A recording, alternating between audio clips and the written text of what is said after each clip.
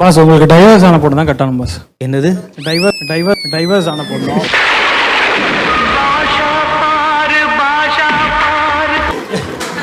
இல்லை செப்பரேட் ஆன பொண்ணு தான் கட்டணும். இன்னொன்று இல்லைன்னா ஏதோ விதத்துல பாதிப்பு கொடுத்துருக்காங்க. உனக்கு ஏற்கனவே லவ் ஃபெயிலியர் ஆச்சா? அவ்வளோதான் மேட்ரு. அப்போ உனக்கு லைஃப் நல்லா இருக்கும். லவ் மட்டும் ஃபெயிலியர் ஆச்சா இல்லை கல்யாணம் நிச்சயமாய் நின்றுச்சா? நிச்சயமாய் நின்றுச்சு. அதான் மேட்ரு. லவ் ஃபெயிலியர் ஆனது வேற டிபார்ட்மெண்ட். கல்யாணம் நிச்சயமாயிட்டு நின்றுச்சுன்னா தான் இந்த தோஷம் நிவர்த்தி ஆகும். இது தெரியாம சார் சொல்றது கரெக்டு தான்.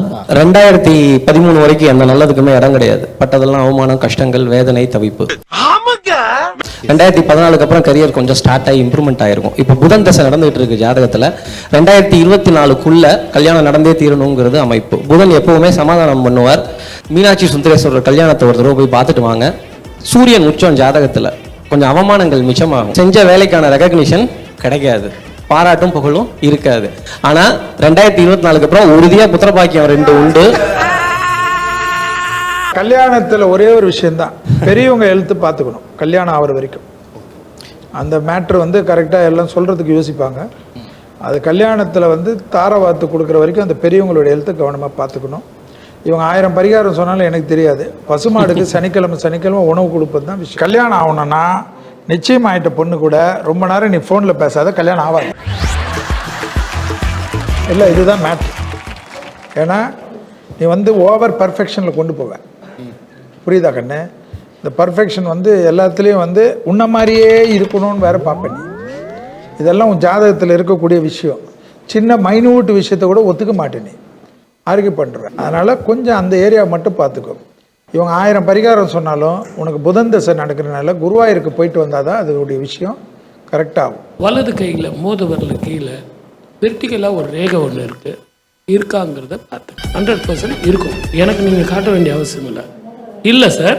அதை நீங்கள் பார்த்துட்டீங்க, நான் ஒத்துக்க மாட்டேன் அப்படின்னா உங்களை தொட்டு பார்த்தா 1 டிகிரி சூடு ஜாஸ்தியாக இருக்கும். சூரிய புத்திரர் இது வந்து எதுக்காக அப்படின்னு கேட்டிங்கன்னா, நீங்கள் கணிச்ச இந்த ஜாதகம் கரெக்ட். இப்போ நான் சொல்ல போகிற பலன் என்னன்னு கேட்டிங்கன்னா, சந்திரமங்கல யோகக்காரகன் அடுத்தவங்களுக்கு சாதகமாக இருந்தீங்களே ஒழிய உங்களுக்கு என்ன சாதகம்னு இது வரைக்கும் இல்லாமல் இருக்கீங்க. வெரி ஆக்டிவ் பர்சன், கௌரவமாக நடந்துக்குவீங்க. உங்கள் மனசுக்குள்ளே இருக்கிற ஆசையை வெளியே காட்ட மாட்டீங்க, உள்ளுக்குள்ளேயே நடத்திக்கிட்டு இருப்பீங்க. இப்போ உள்ள பிரச்சனை என்ன அப்படின்னா திருமண வாழ்க்கை. இதுக்கு முன்னாடி நீங்கள் திருமணம் பண்ணியிருந்தா கூட உங்களுக்கு வந்து பிரச்சனை தான். இது சரியான தருணம். குரு 2ஆம் வீட்டுக்கு போகிறார் மே மாதம்.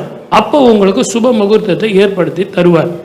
நீங்கள் கோயிலுக்கு போகிறது வர்றது இதெல்லாம் உங்கள் சௌகரியம். உங்கள் ஜாதகத்தில் பித்திருக்களுக்கு தர்ப்பணமும் குலதெய்வ வழிபாடும் சரியா இல்லை. அதை மட்டும் நீங்கள் இந்த 2த்தையும் செய்யுங்க. உங்கள் வீட்டுக்கு வடக்கு புறத்தில் இருந்து பெண் வருவாள், படித்தவளாக வருவாள். சைனஸ் இஎன்டி ஏதாவது தொந்தரவு பண்ணியிருக்கா உங்களுக்கு? சார் இஎன்டி தொந்தரவுகள் நான் ஏதாவது ஒன்று தானே கேட்டேன். சர்ஜரி ஆயிருக்கா? சர்ஜரி ஆயிருக்கு. அவ்வளோதான் மேட்ரு. சர்ஜரி ரீசெண்டாக சர்ஜரி பண்ணியிருந்தாங்க.